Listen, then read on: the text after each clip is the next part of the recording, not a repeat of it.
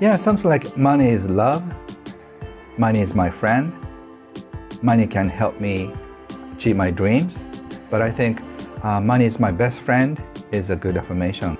So when you think in my head, money is love, instead of money is a scary person, I think you feel a lot less stress. So we're almost like drowning in the sea of bills. Right. So instead of feeling that or overwhelmed by the bills, you can be creative and come up with the ideas that you can contribute to the world. So by doing more contribution, you get more money. So if you are more creative about serving the world, serving other people with your gifts, with who you are, you can create the flow of happy money. And if you can control this greed in you, that I need to have more, it's almost like you're brainwashed by marketing techniques. And even though you're wealthy, you keep complaining about how much you don't have. So you have to ask yourself, when is enough? How much is enough?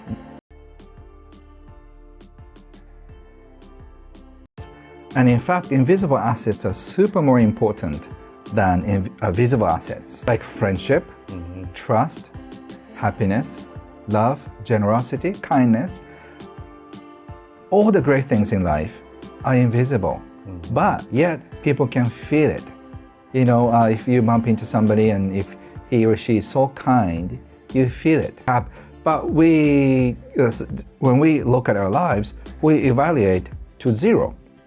So even though you have not much in your bank account, if you have so many friends, and if you have so many people that you care about you're in heaven. Yes. But you look at your bank account, and then if it's a small number, you get depressed. So you have to look at invisible assets, and you should be happy. Once again, we experience our life according to our beliefs. And some people have better luck than others. And some people work so hard, but they're getting minimum wages. So you have to find your place, your seat, your reserved seat is what I call. A lot of people try to sit on other people's seat, which is wrong because your seat is reserved somewhere else. What happens is that you get so depressed. And then you feel so meaningless, and all that, because you cannot really feel life. But once you sit on your seat, you are so deeply connected with your life purpose, then you start, your magnetism gets turned on.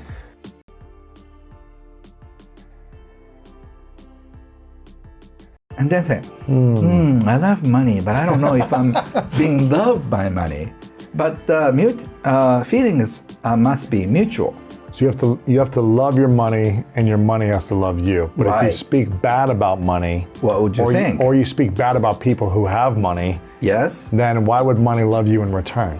If you want to be in love with money, you have to be, you have to respect your money as your best friend or your love of your life. So love on money can love you back.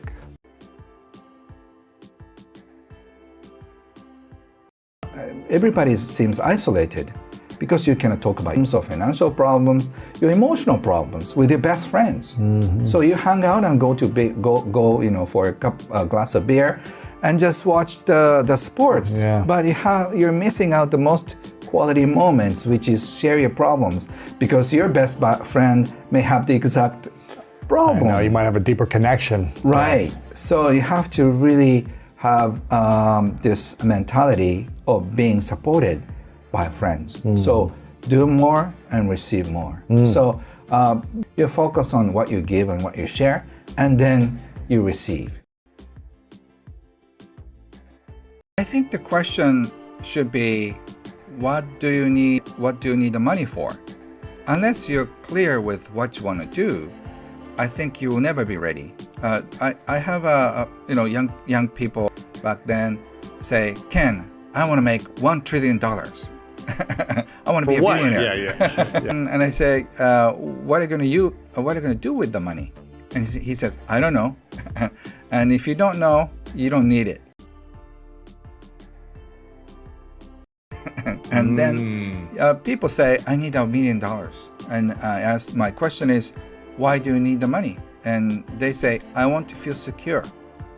So do you think 1 million would be enough?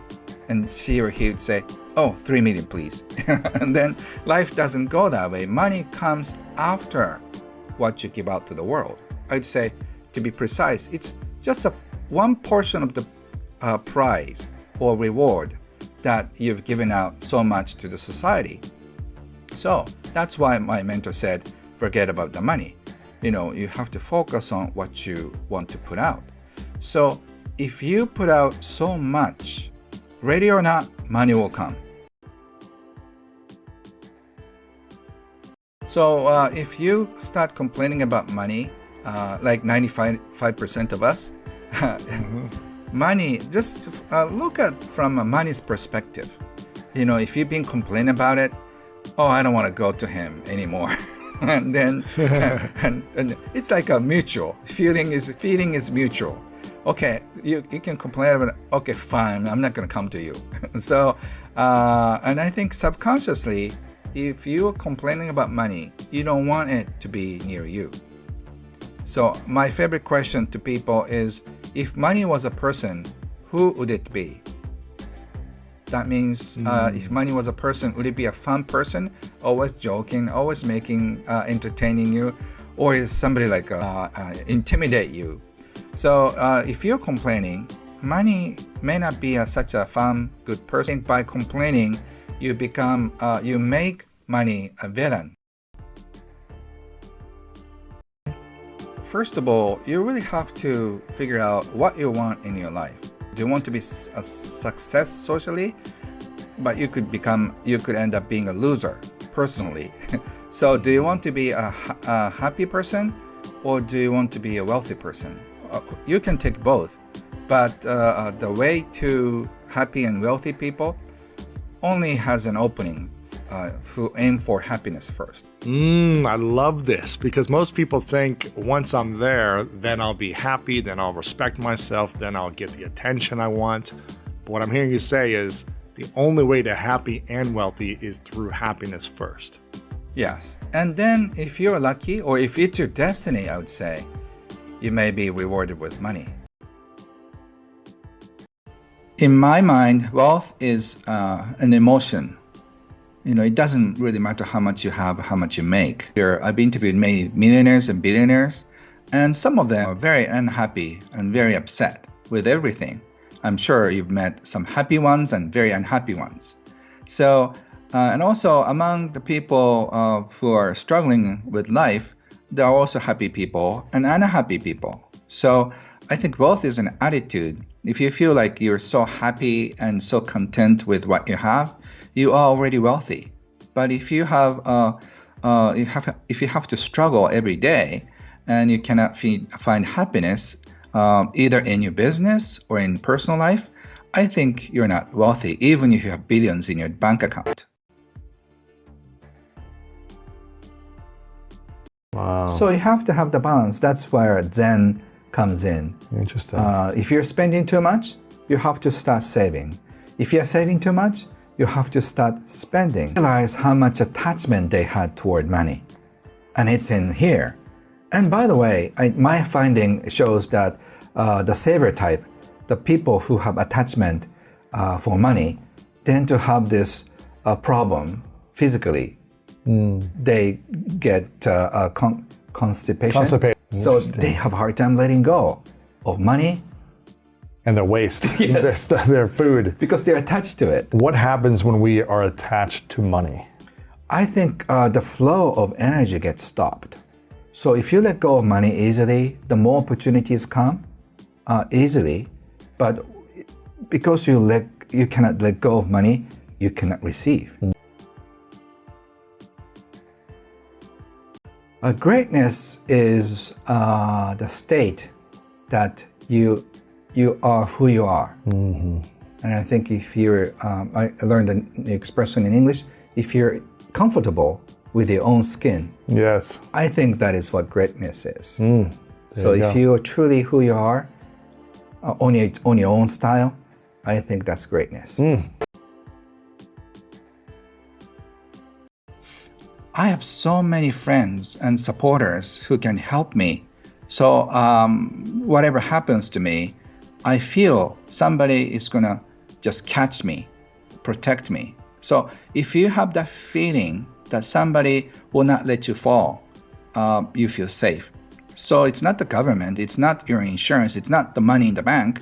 It's your friends and people who care about you. And if you have complete trust in the future, you don't have to worry about money. People worry about money because they're worried about no money situation.